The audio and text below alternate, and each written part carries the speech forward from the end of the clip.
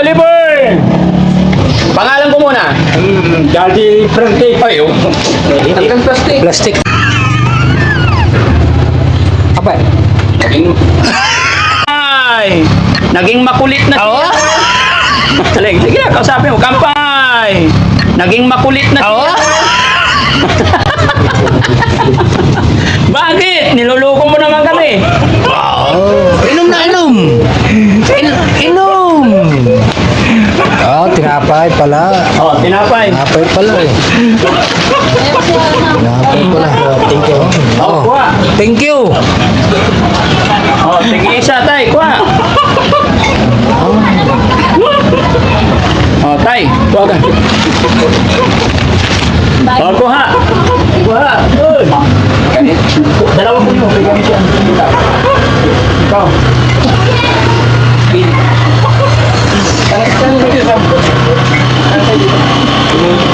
Kain. Mainit ng tubig eh.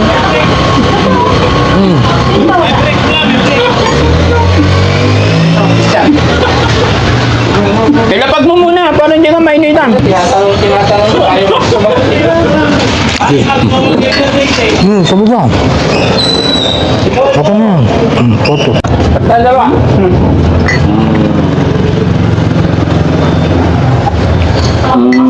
Sarap.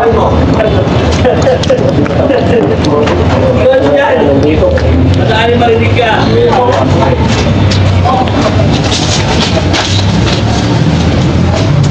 Oh, bilisan mo. Bakit parang meron ulit. Oh.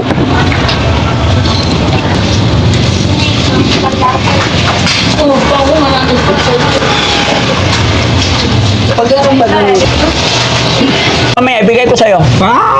Mamaya, kukunin, din ka na magkakape. Sa sasakyan na, sandali lang. Sandali lang, bitaw, bitaw. O, buhatin nyo na doon. Sa sasakyan. Buksan mo Kuya Rizky. Yung upuan na lang, buhatin nyo, Jong. Ayan. Upuan, buhatin nyo. Ayan. O, lipat doon. Saka natin ibigay yung kape niya. Wow! Mapangasar na to ngayon eh. O, lipat ka doon. Ibaba nyo, ibaba nyo. O, lipat ka doon. Kuya Oliver, lipat. Managapang na yan. Lipat ka doon. Yun. Kausapin mo dyan, kuya. Kausapin mo yung kapatid mo. Pipilinan mo siya, kuya, kay 3 buwan di mo makita yan. Nagsimsimpot ka na kapit ka na doon na bago mong tirahan, no?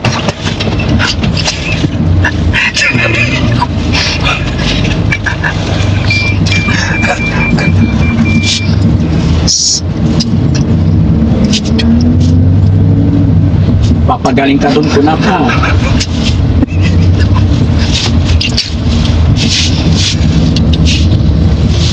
Dire-diretso lang, kuya.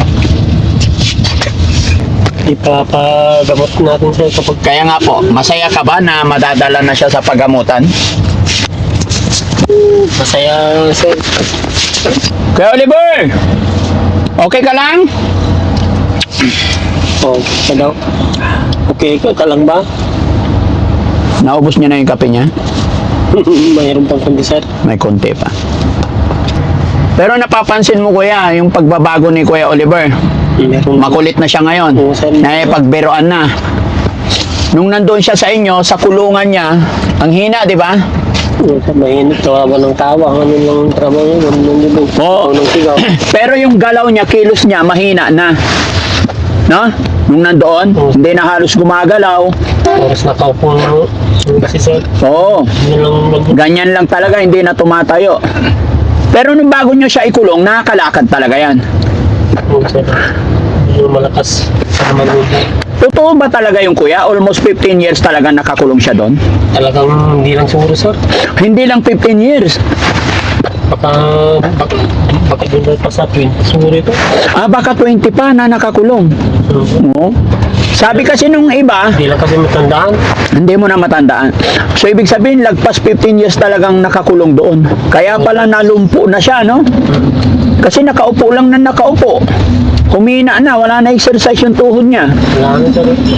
Pero napansin mo ngayon, malikot na pagbiruan na. Oo sir, maraming na rin nakarecover na yun.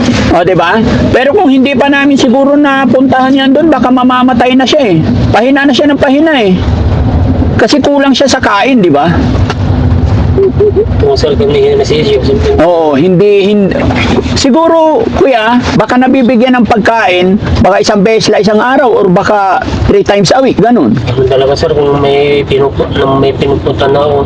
Ayun, So hindi na mapapakain. May mga araw na hindi na mabigyan ng pagkain. meron na rin sir. Oo.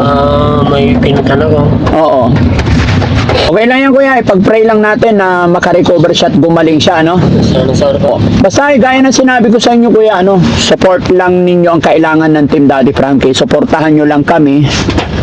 At magtiwala lang tayo kay God. Ipag-pray lang natin.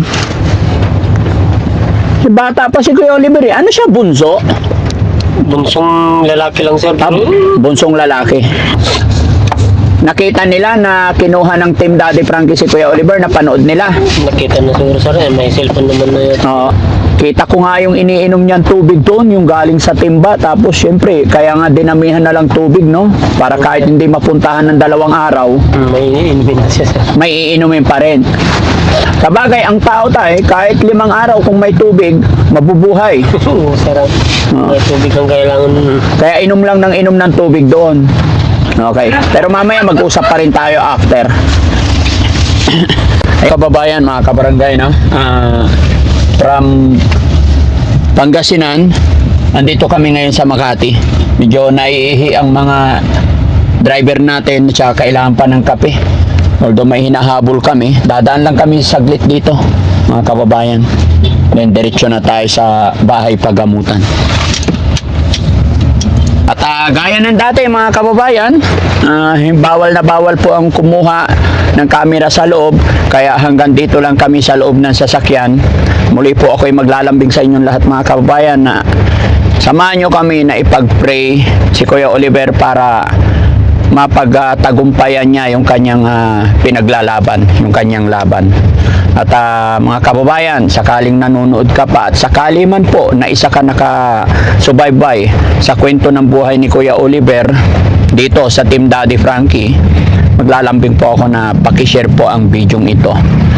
At yun, sa mga hindi pa nakasubscribe, pwede po kayo mag-subscribe para lagi namin kayong ma-update pa sa mga upload na sa mga videos na i-upload namin. At